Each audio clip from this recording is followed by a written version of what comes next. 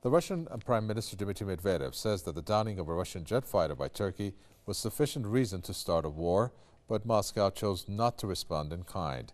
He said in a TV interview that Ankara has violated the norms of international law, giving Russia a casus belli.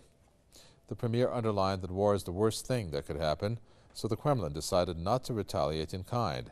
However, Medvedev indicated that the sanctions Moscow has imposed on Turkey are aimed at making Ankara realize that it is responsible for its actions.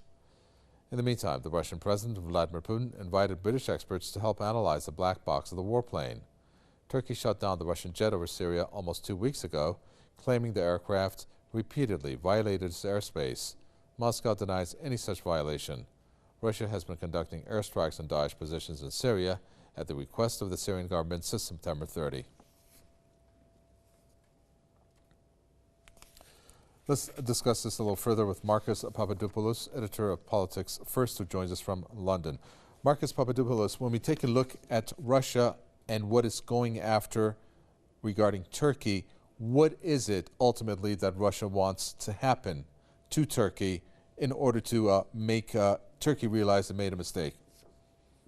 Well, two things. Firstly, Russia wants Turkey to be held accountable for its actions in regard to the Russian plane that they shot down, because Turkey illegally shot that plane down. That Russian plane, as with all the other Russian combat planes operating in Syrian airspace, are operating legally, i.e.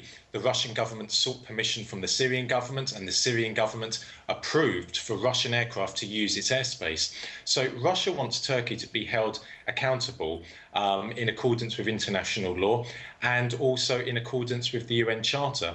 But also, it's very important, as Russia is doing, to demonstrate to the rest of the world that Turkey has been playing for the last few years a duplicitous role in regard to ISIS and other Islamist terrorist groups in Syria, because Turkey's backers in the world, principally America and Britain, are portraying Turkey as this reliable partner fighting against Islamist terrorism. It couldn't be further from the truth. Turkey has played a crucial role in the rise not just of ISIS in Syria, but all the other Islamist groups, from the FSA to al-Nusra. It is Turkey that has facilitated the arrival in Syria of jihadists and Islamists, facilitated it like a tsunami.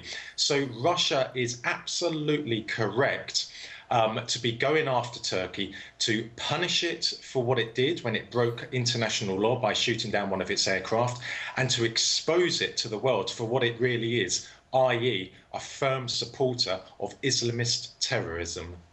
So you got that on one hand, and then the other are developments that are going on in Iraq, of which Turkey is now on its soil illegally because the government of Iraq did not invite them. And it has come out maybe asking Russia to participate in Iraq, which I think Russia is currently speaking.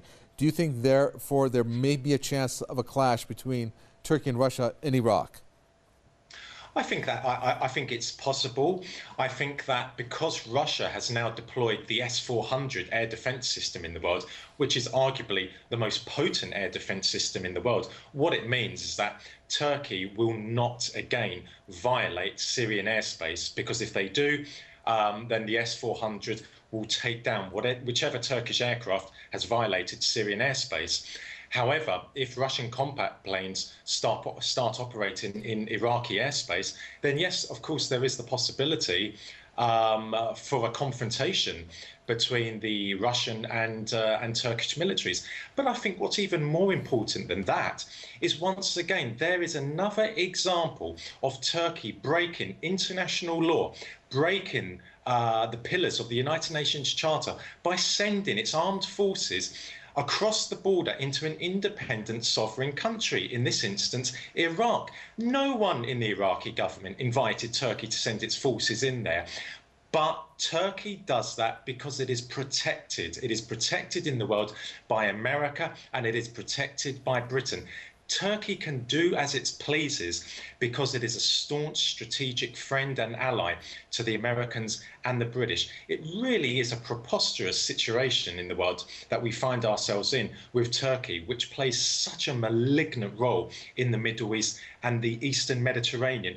But it will continue to do that while Washington and London gives it a blank check. Look how Turkey behaves in Iraq. Look how it behaves in Syria. Look how it behaved in 1974 in Cyprus when it illegally invaded the country, ethnically cleansed the Greek Cypriots from the north, and then carried out a cultural destruction of the north, in which case Greek churches, monasteries and graveyards have been destroyed by the Turkish authorities in northern Cyprus. But they get away with it because they're backed by the Americans and the British. Thank you. Pleasure talking to you. Editor of Politics First, Marcus Papadopoulos there from London.